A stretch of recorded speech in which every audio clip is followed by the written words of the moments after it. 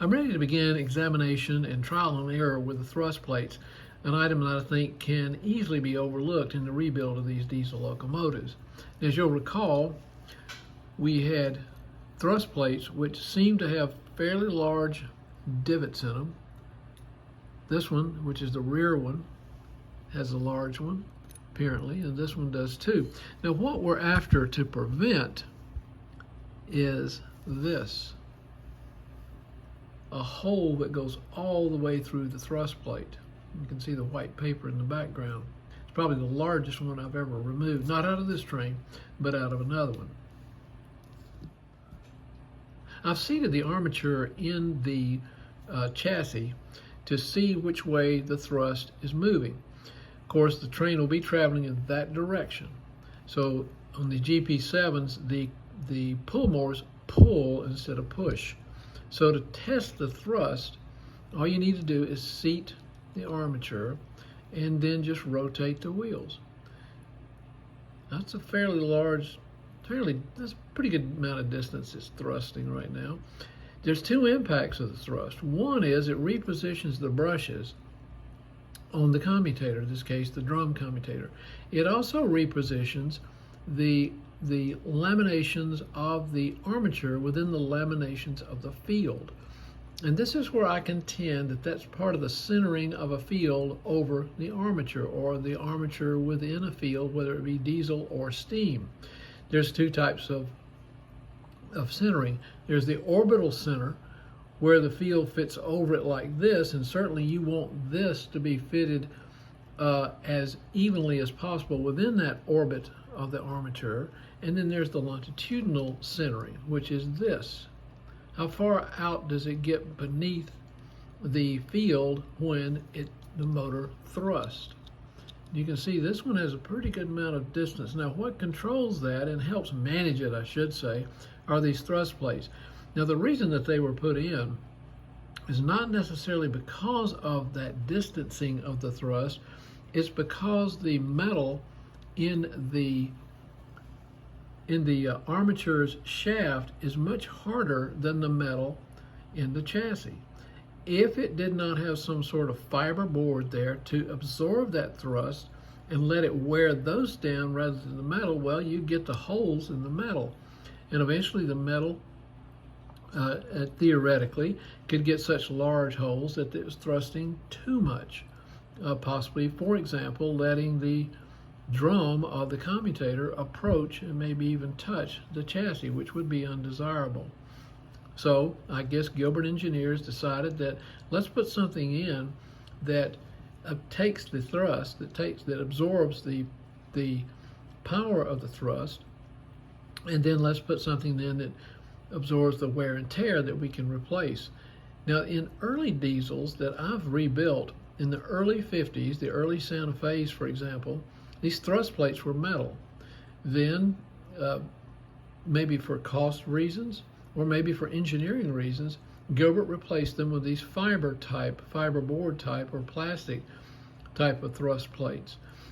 Maybe that was because of expense, or maybe it was because they almost are kind of like self-lubricating. It's not metal against metal, which could generate heat and maybe friction and cause the need for lubrication, but putting in some sort of fiberboard or plastic, which is not really self-lubricating, but I think the metal is much smoother against that plastic than anything else. I generally use tweezers or just a knife to pick these out. Just be patient, it may take a little bit. Oh, that one came out real easy.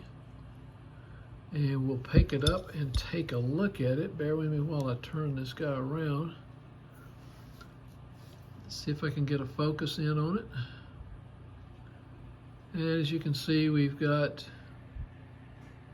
pretty good sized dimple in this one. I don't know that it's worn all the way through. Maybe I can see a little bit of light, a little bit of coloration from the white paper behind it. So that one certainly is a candidate to be replaced. Off camera, I went ahead and pulled the plate on the back of the motor. The one that absorbs the thrust goes right here. And there's the position of the commutator is right there. The one that absorbs the thrust when the motor is in reverse. Get it in focus.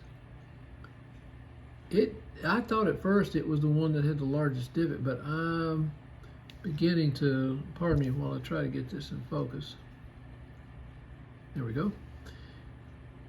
I'm beginning to think that that one has the least amount of divots. So I think I may keep this one in and replace the front one. Let's see how that works. I dropped the one that was in the back of the motor that absorbs the rearward thrust.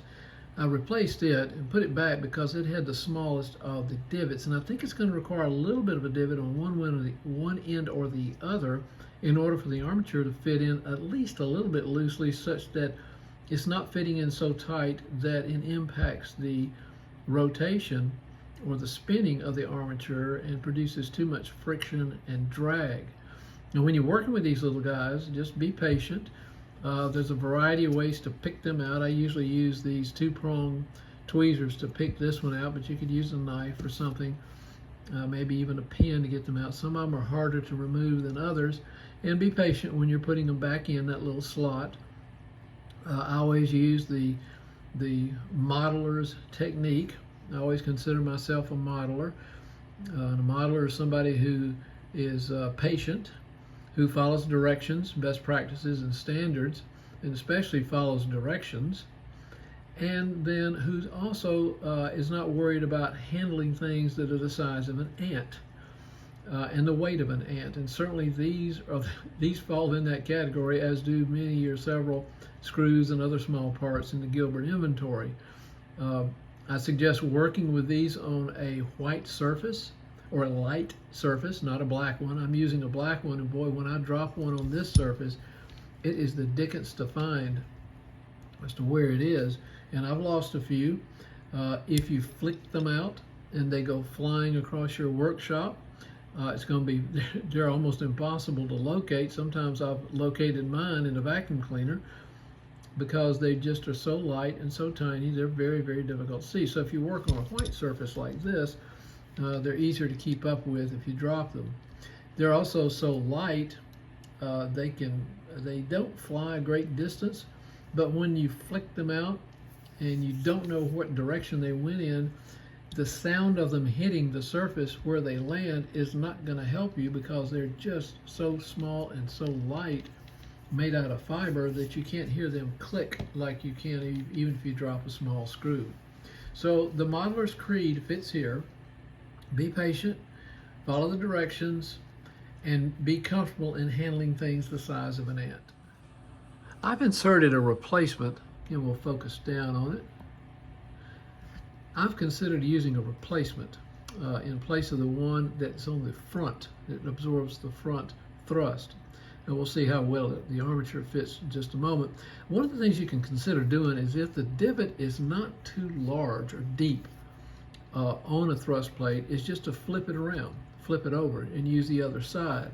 And keep in mind, that's not going to have probably the lifetime that a newer one would have. This one already has a tiny, tiny divot in it. It's so small it's hard to see, but I think it will suffice, assuming that the armature does not fit too snugly. But you can consider flipping them over. Now, I didn't flip the one I removed over because I just thought the divot in this case, I'll see if I can find it. Yeah, the divot in this case is just a little bit too large, and it'll have kind of a short lifespan. There it is. So you can see, and I think it already has a hole in it. A tiny, tiny pinhole in the very back.